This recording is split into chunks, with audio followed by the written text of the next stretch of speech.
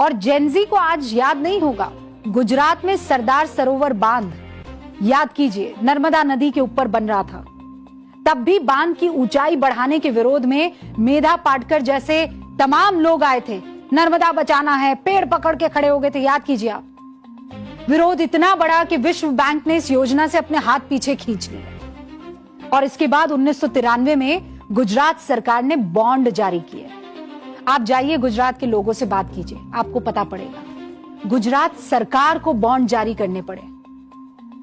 पैसा नहीं था, गुजरात के लोगों ने उस बॉन्ड को खरीदा, अपने गहने बेचकर, अपनी बचत के पैसे लगाकर खरीदा। इस बॉन्ड के पैसे से फिर डैम का निर्माण हुआ। सरकार को इस बॉन्ड से 256 करोड़ उस वक्त मिले थे। आज यही सरदार सरोवर बांध 131 शहरों, 9,633 गांवों की प्यास बुझा रहा है।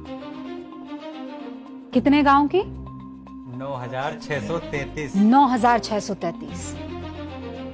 गुजरात के कच्छ और सौराष्ट्र का सूखा इसने खत्म कर दिया है। अगर ये परियोजना नहीं होती तो आज भी वो सूखे की कहानी रोज हमारे सामने होती। ये तो बस एक उदाहरण भर मैंने आपको दिया है। भाखड़ा नांगल डैम से लेकर कुडनकुलम परमाणु ऊर्जा संयंत्र हो या सेंट्रल विस्ता प्रोजेक्ट, देश में हर बड़े विकास परियोजना का विरोध हुआ है। और पॉलिटिकल पार्टियां करें वो अलग बात है, लेकिन बड़ी बड़ी एनजीओ विरोध करते खड़ी हो गई थी। ऐसे ही थोड़ी देश में, दुनिया में सबसे ज्यादा एनजीओ, आपको पता था ये बात? हमारे देश में दुनिया भर के मुल्कों से सबसे ज्यादा एनजीओ हैं हमारे देश। गिनती बताऊं? क्या सोच रहे हैं आप, कितनी होगी? 10 लाख, 15 लाख, 20 लाख, 37 लाख एनजीओ इस देश में है। ऐसा कहीं नहीं है। एक और बात बताऊं? भारत में 811 नागरिकों पर एक डॉक्टर है। आंकड़े बताते हैं 811 नागरिकों पर एक डॉक्टर। एनजीओ पता है कितने लोगों पर है? 600 लोगों पर एक एनजीओ। ये हालत है।